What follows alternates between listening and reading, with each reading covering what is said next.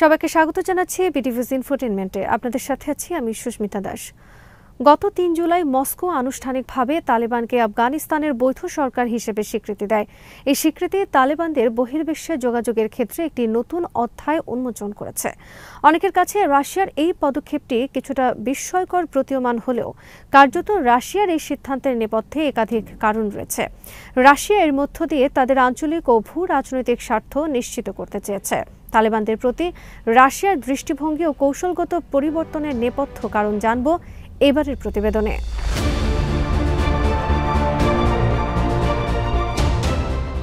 Russia ও সাবেক Soviet ইউনিয়নের সঙ্গে আফগানিস্তান মুজাহিদিন বাহিনী এবং তালেবানের সম্পর্ক ইতিহাসে বেশ জটিল।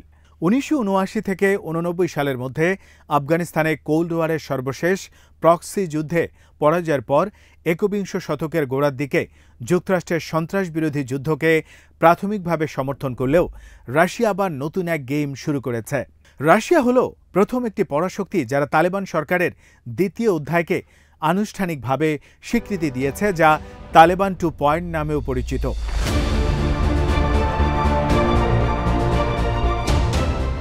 রাশিয়া ও তালেবানের উভয়ের জন্যই এটি একটি উইন উইন সিচুয়েশন, কেননা তালেবান অনেকদিন ধরেই বৈশ্বিক স্বীকৃতি পাওয়ার চেষ্টা করে আসছে।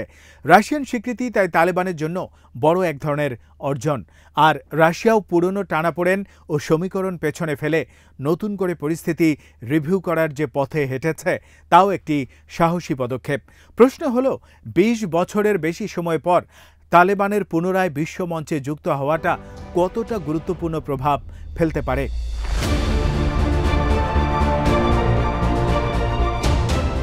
রাশিয়া জাতিসংঘ নিরাপত্তা পরিষদের একটি স্থায়ী সদস্য এবং ভেটো ক্ষমতা সম্পন্ন দেশ, ফলে তাদের স্বীকৃতি তালেবানদের জন্য একটি বাস্তব ও কার্যকর বৈধতা তৈরি করে, কেননা এখনও পর্যন্ত বহু দেশ তালেবানদের সন্ত্রাসী সংগঠন হিসেবেই বিবেচনা করে। ১৯৯৬ থেকে ২০০১ সাল পর্যন্ত তালেবানদের প্রথমবার কাবুল শাসনের সময় তাদের ঘোষিত ইসলামিক আমিরাত কেবল পাকিস্তান, সৌদি আরব এবং সংযুক্ত আরব আমিরাতের কাছেই আনুষ্ঠানিক স্বীকৃতি পেয়েছিল। তবে দ্বিতীয়বার ক্ষমতায় ফিরে তালেবান একেবারে ভিন্ন প্রেক্ষাপটে যাত্রা শুরু করেছে। এবার তারা একটি পরিবর্তিত আঞ্চলিক ও বৈশ্বিক নিরাপত্তা পরিস্থিতিকে নিজেদের পক্ষে কাজে লাগিয়েছে এবং আন্তর্জাতিকভাবে বিচ্ছিন্নতা অনেকটাই কাটিয়ে উঠতে পেরেছে।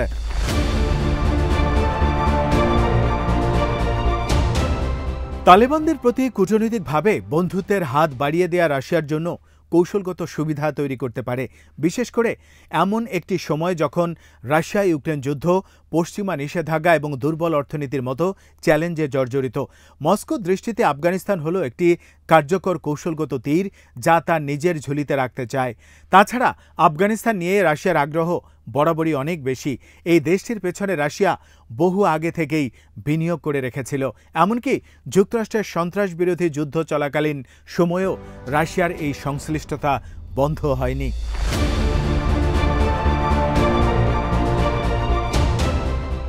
এ কারণে যখন আফগানিস্তানে যুক্তরাষ্ট্রের সামরিক সাফল্য ধীরে ধীরে কমতে থাকে এবং তালেবানদের প্রত্যাবর্তনের সম্ভাবনা বাড়তে থাকে, তখন থেকেই অর্থাৎ ২০০৭ সাল থেকে রাশিয়া গোপনভাবে আবারও তালেবানদের সঙ্গে আলাপ আলোচনা শুরু করে।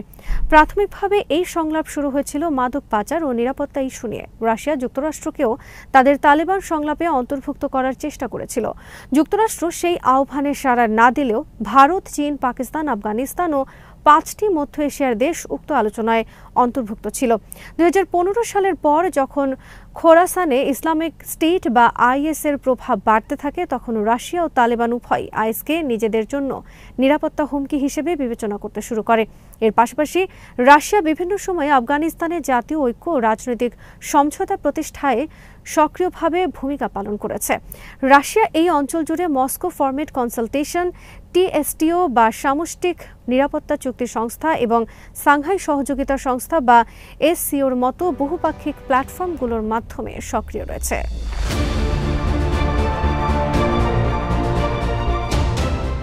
আঞ্চলিক ভূরাজনীতি ও নিরাপত্তা নিয়ে রাশিয়ার ভিন্ন উপলব্ধি তালেবানদের সঙ্গে তাদের সম্পর্ককে একটি কাঠামোর দিকে নিয়ে যায়, কেননা তালেবানদের আফগানিস্তানে কর্তৃত্ব এখন আর উপেক্ষা করার সুযোগ নেই। মস্কোর দৃষ্টিতে তালেবানদের সঙ্গে একটি কার্যকর সম্পর্ক দক্ষিণ সীমান্ত ও মধ্য এশিয়ার নিরাপত্তা নিশ্চিতে অপরিহার্য। অন্যদিকে সাবেক সোভিয়েত ইউনিয়ন ভেঙে তৈরি হয়েছে এমন 5টি দেশ এখনও রাশিয়াকে তাদের আঞ্চলিক নিরাপত্তার অভিভাবক হিসেবে বিবেচনা করে। ফলে রাশিয়ার পাশাপাশি এই দেশগুলোর কাছেও আফগানিস্তানের স্থিতিশীলতা খুবই গুরুত্বপূর্ণ বলে বিবেচিত হয়।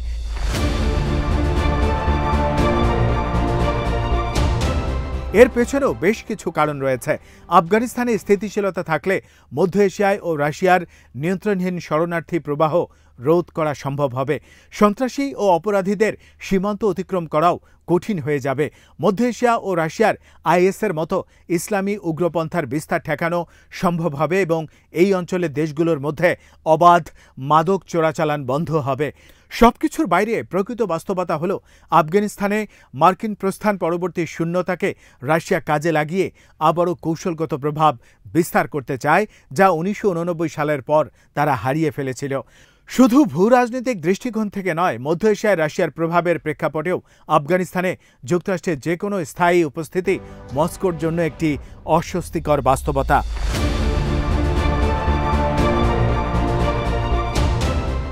2021 সালের 15 আগস্ট তালেবান দ্বিতীয়বার ক্ষমতা গ্রহণের পর রাশিয়ার আগে কোনো দেশ তাদের সরকারকে আনুষ্ঠানিক স্বীকৃতি দেয়নি। তবুও তালেবানদের আন্তর্জাতিক বিচ্ছিন্নতা এইবার আগের তুলনায় অনেক কম ছিল। 2025 সালের 5 ফেব্রুয়ারি তালেবান মুখপাত্র জাবিউল্লাহ মুজাহিদ দাবি করেন যে বর্তমান তালেবান প্রশাসন 40টি দেশের সঙ্গে কূটনৈতিক সম্পর্কে যুক্ত রয়েছে। যদিও তালেবান কাবুল দখলের পর অনেক দেশই নিরাপত্তার সংকটের কারণে কাবুলে তাদের দূতাবাস বন্ধ করে দেয় বা অস্থায়ীভাবে সরিয়ে নেয়। তবে ইরান, চীন, পাকিস্তান, বেশিরভাগ মধ্য এশিয়ার প্রজাতন্ত্র, কাতার, সংযুক্ত আরব আমিরাত, তুরস্ক ও রাশিয়া কাবুলে তাদের কূটনৈতিক মিশন চালু রেখেছে। 2025 সাল পর্যন্ত আনুষ্ঠানিক স্বীকৃতি না দিলেও চীন, পাকিস্তান, ইরান, জাপান, কাতার, রাশিয়া, সৌদি আরব, ইউএই এবং উজবেকিস্তান সহ 1 ডজনের বেশি দেশ কাবুলে রাষ্ট্রদূত নিয়োগ করেছে। আবার ভারত, কিরগিজস্তান ও তাজিকিস্তানের মতো কিছু দেশ চার্জ দ্য অ্যাফেয়ার্স পর্যায়ে কূটনৈতিক সম্পর্ক বজায় রেখেছে। যুক্তরাষ্ট্র, যুক্তরাজ্য, ইতালি, নেদারল্যান্ডস ও দক্ষিণ কোরিয়া কাতারস্থ মিশন অফিসের মাধ্যমে তালেবান সরকারের সঙ্গে যোগাযোগ রক্ষা করে। আর বেলজিয়াম, ব্রাজিল, নেপাল ও শ্রীলঙ্কার মতো অন্যান্য দেশ ইসলামাবাদে তাদের দূতাবাসের মাধ্যমে আফগানিস্তানের সঙ্গে সম্পর্ক রাখে। 2023 সালের ডিসেম্বরে চীন প্রথম দেশ হিসেবে তালেবান নিযুক্ত রাষ্ট্রদূতকে আনুষ্ঠানিকভাবে গ্রহণ করে। 2024 সালের মার্চে মস্কোতে তালেবানদের প্রথম সামরিক অ্যাটাশে অনুমোদন গ্রহণ করা হয়। এছাড়া 2024 সালে তালেবান প্রশাসন উজবেক প্রধানমন্ত্রীকে স্বাগত জানায়। মূলত তালেবানদের দ্বিতীয় পর্যায়ের সরকার গঠনের পর এটি ছিল উচ্চ পদস্থ কোনো বিদেশি কর্মকর্তার প্রথম কাবুল সফর।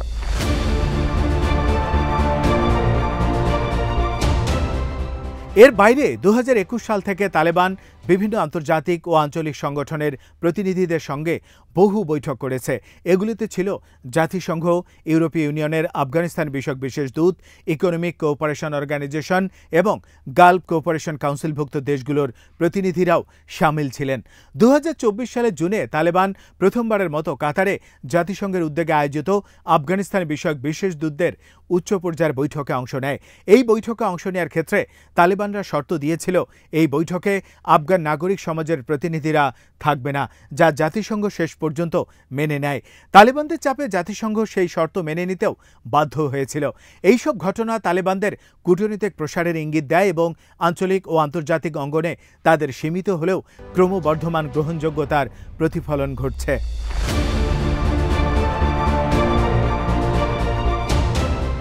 2023 সালের 29 ডিসেম্বর একটি ঐতিহাসিক সিদ্ধান্তের অংশ হিসেবে কাজাখস্তান আনুষ্ঠানিকভাবে তালেবানকে সন্ত্রাসী সংগঠনের তালিকা থেকে বাদ দেয়। এরপর সেপ্টেম্বর 2024-এ কিরগিজস্তান সরকার তালেবান মুভমেন্টের ওপর থেকে নিষেধাজ্ঞা তুলে নেয়। আর এই বছরের 17 এপ্রিল রাশিয়ার সুপ্রিম কোর্ট তালেবানকে সন্ত্রাসী সংগঠন হিসেবে চিহ্নিত করার সিদ্ধান্ত বাতিল করে। এই মুহূর্তে রাশিয়ার তালেবান সরকারকে আনুষ্ঠানিক স্বীকৃতি ইসলামিক আমিরাতের কূটনৈতিক প্রচেষ্টায় একটি নতুন গতি এনেছে।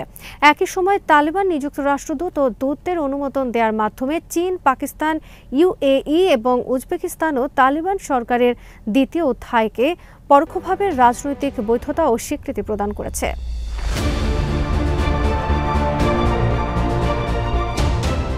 যুক্তরাষ্ট্র গত 2 দশক আফগানিস্তানের রাজনীতি, অর্থনীতি ও নিরাপত্তা আঙ্গিক গঠনে মুখ্য ভূমিকা পালন করলেও আপাতত তারা দৃশ্যপটে নেই। কারণ ট্রাম্প প্রশাসন ট্রান্স প্যাসিফিক ও ট্রান্স আটলান্টিক কৌশলগত সংকট নিয়ে ব্যস্ত। এক কথায় আফগানিস্তান এখনই হোয়াইট হাউসের প্রধান অগ্রাধিকার নয়। আর এই সুযোগে রাশিয়া আফগানিস্তান নিয়ে ইতিবাচক সিদ্ধান্ত নিয়ে নিল।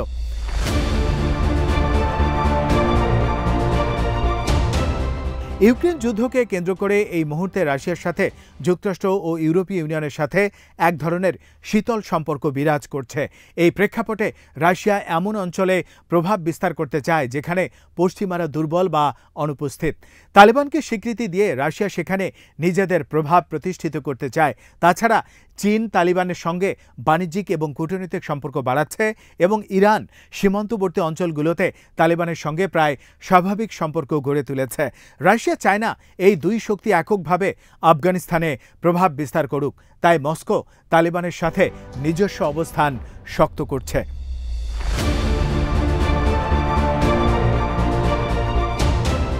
আজ এখানে শেষ করছি। সমরাস্ত্র, প্রতিরক্ষা ও কূটনীতির নানা তথ্য জানতে চোখ রাখুন বিটিভিউস ইনফোটেনমেন্টে। চ্যানেলটি ভালো লাগলে সাবস্ক্রাইব করুন, সংযুক্ত থাকুন আমাদের ফেসবুক পেজে।